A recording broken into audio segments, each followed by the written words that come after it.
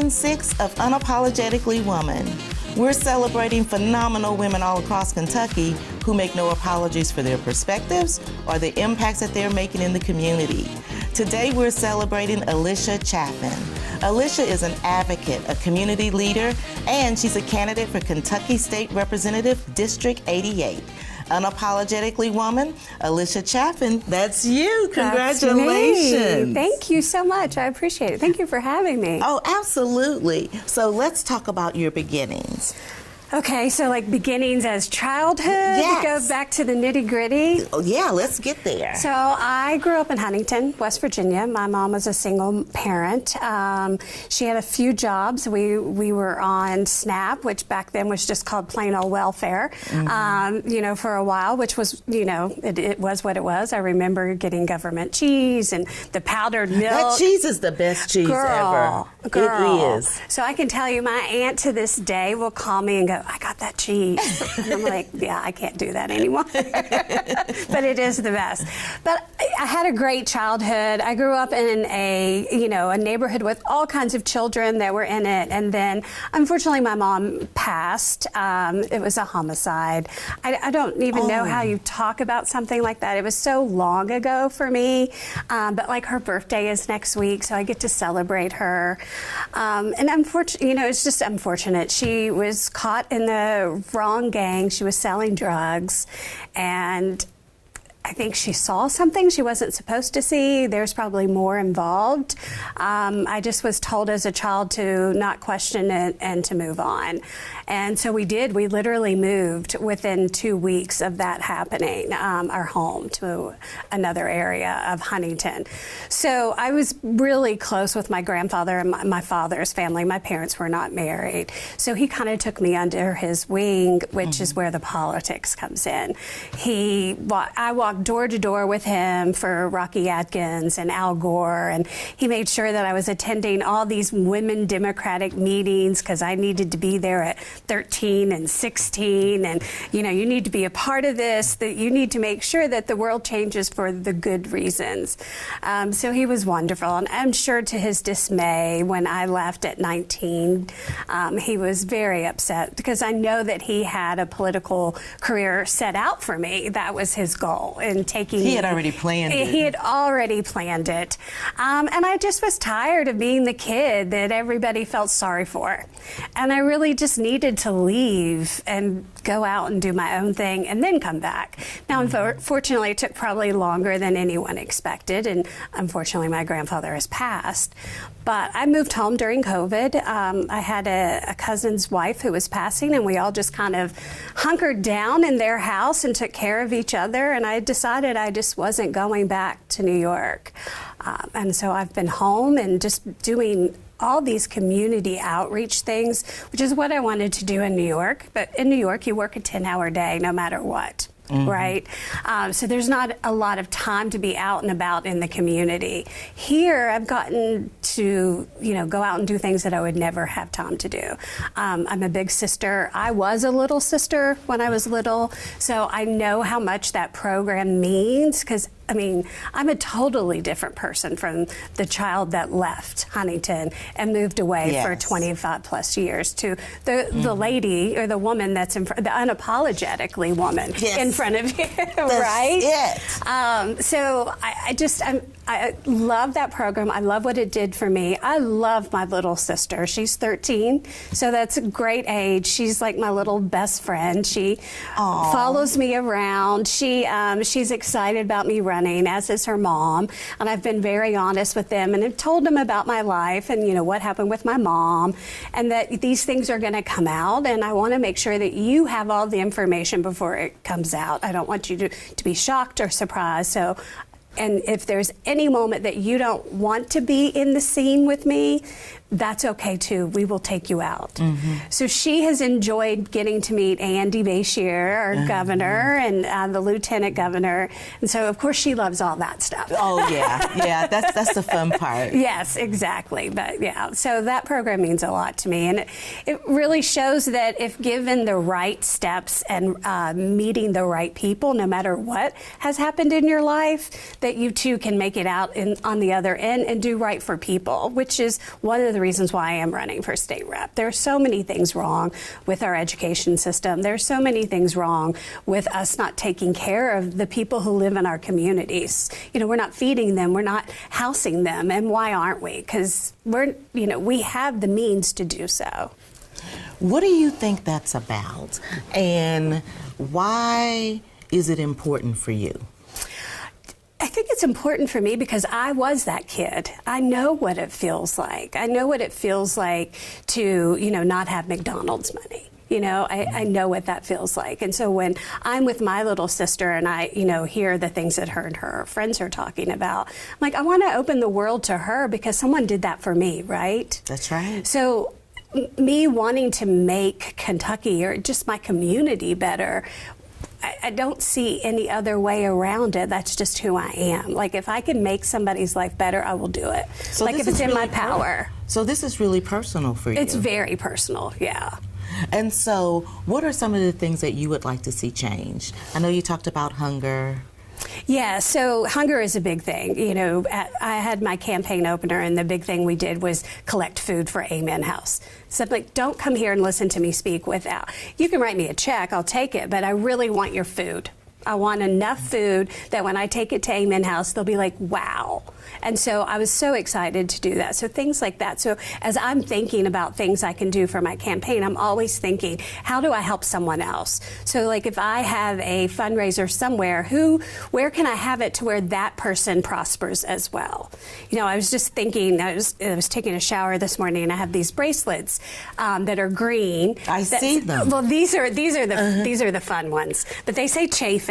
But I have these plastic ones that say Chaffin and Big Brothers Big Sisters on one side, and then I also have ones that say Chaffin and Lex Philharmonic, and thought about, I could sell those for $2. $1 comes to me, $1 goes to Big Brothers and Big Sisters. So like my brain is always thinking of things like that. Like, how can we help people to have more and to do better? Like, I don't want to say I got lucky. I just had good people in my life. So I need to make sure that there's good people in lives of kids who don't see a way out of their neighborhoods or don't have a home. There's so many kids that are sleeping, they're couch surfing and going to school. Like these last 8 days that we didn't have school, who was feeding these children? And where were they housed? And that's what I worried most about. It's like, what can we do during these days? So, things like this. Thankfully, they're back to school today, and hopefully someone fed them. But there's more days like that. And there are always going to be tough days. Oh yeah, there are always going to be tough days. And the biggest part is being able to help somebody else be better. Right. I think that's what it's all about. Yes. It's not about me. It's how can we get through all of this together? Right. Because it's not about me or you. It's about all of us. It's about all of us making our lives better, and especially our kids. Like, they didn't ask to come up in what's going on in our world right now. So the least I can do is to make sure they have a little positive throughout the day or throughout the week to be like, look, there's something out there for you. Let's find it and let's drive. Well, and you know what? I think what you're talking about is giving people hope. Yeah. Because if you don't have hope, right, that things can be different, that things can be better, you almost don't have it. No, and there are some kids who may not have it in the moment, but like if someone like you or I or someone we know might be able to give them that little bit of hope, what can that mean? I mean, look at me. My mom was murdered, and he was in jail for how many years? And I had to go to victim hearings every 5 years to beg people who didn't know me not to let him out. And here I am. I've got a big job. I love being home. My office is still in Manhattan, but I get to work here and do the things that I've always wanted to do. So it took me a little while to get there, but I would think having to go and testify every 5 years, I think that could be draining. Oh, it was awful. And it's funny because I always did it in Frankfurt. So it's like everything brings me back to Frankfurt. Everything brings me back to my grandfather. Like, it's so interesting. So like even District 88, I graduated from high school in 88. Like, everything means something. So it's like God has just put all these things in my way, in my path, saying, this was where I wanted you to be, so I'm glad you're home. Let's get you in. Do you think Grandpa is smiling? Oh gosh, yes. Oh, I think he's so proud. It's funny because Rocky Atkins was at the Catlettsburg Democratic meeting in January, and all those women know me. And one of my dad's friends went up to him and she's like, "What do you think of our girl?" She was like, "Oh my gosh, her grandfather would be so proud of her right now." And like, to even think about that, you know, I'm just happy to be home, and I really hope that I'm making him proud. I really do believe I am, though. I believe you. I believe that you are, and I think that you're making more people proud. And especially with your background of growing up in poverty, you're setting an example that where you start is not where you have to finish, even with all of the things that can happen. Because not life at just all. happens to people. No, and you know, like I said, it just takes that right teacher or that right counselor. I have a dear friend who's a counselor in Shelbyville and was a counselor here, and her and I are constantly talking at the end of our workday about what can we do for this kid. So there's a kid right now we're looking for an advocate for. He's autistic, he's 6 years old, and they're trying to kick him out of his school. And so her and I are in the background going, who do we know that we can contact and say, who do we get to advocate for this 6-year-old baby? Right? So, like, if more people thought that way, I think we could get, you know, some things done. Right? And so when you're not busy advocating and doing all of the great things, and you've got 3 little kitties at home with you. My sweet babies. Oh, they're so sweet. What are their names? So Gracie's the oldest. She's almost 3. And then Milo and Cappuccina, we call her Cappy, are twins, and they're almost 2. Wow. Yes. But all 3 of them were rescues. Gracie was a rescue from, interesting enough, it was a cat that was found, the mother cat was found by Owens, Illinois, which is where my mom worked, and worked at the bar across the street where she was kidnapped and taken out. So the funny thing for this precious cat to have been found there, I'm in New York on business. My best friend from Huntington calls me. She's like, "I found her. This is the perfect cat for you." And I was like, no way. And I never drive down that drive. I know what's over there. And I drove straight there and picked her up. And she has traveled all over the world with me because it was just like she was my little blanket, my little safety blanket. She's been in cockpits of planes.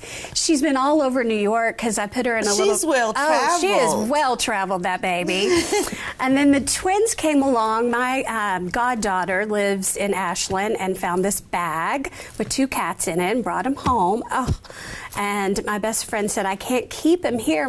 Her husband was going through stem cell. I was like, "Bring him to me." And you're allergic to cats. Oh, highly allergic to cats. But they're the sweetest little babies. And again, I don't want to make sure their life is so much better. And these little baby twins I took to the vet, and they had little sutures in their neck where someone had cut them. They were only 3 weeks old. And Cappy doesn't even have a voice, but like I can hear her squeal from anywhere in the house. But I'm just as proud of these little baby cats as I am of my little 13-year-old little sister, and she loves them. They all sleep, they will sleep with her if she's around. Like if she's laying on the couch, they're like, "Where's Naya? We want to be with her." Oh, that's so special. They're sweet. That is so special. Well, thank you for being here today. And I want to kick it to you for the last word, for any advice that you might want to give young girls and young women. Don't stop. Whatever you do, don't stop. Find the face that is calm, find the eyes that look loving, and go and tell them your truth, even if it's just a little bit of your truth, because I feel like the more people I told what was happening with me, the more people covered me and was like, "Here, we're going to show," and even in junior high and elementary and high school, I can give you a list of teachers that did that for me, who were just like, "It's okay, like you're going to make it." And so you just need someone every now and then to say, "Hey, there is a way out of whatever it is you need out of, whatever's happening for you in the moment. And I'm here for you." And then you just kind of go off and hopefully reach out to me. I got you. Oh, that's so sweet. Thank you so much. No, thank you. I so much. appreciate you.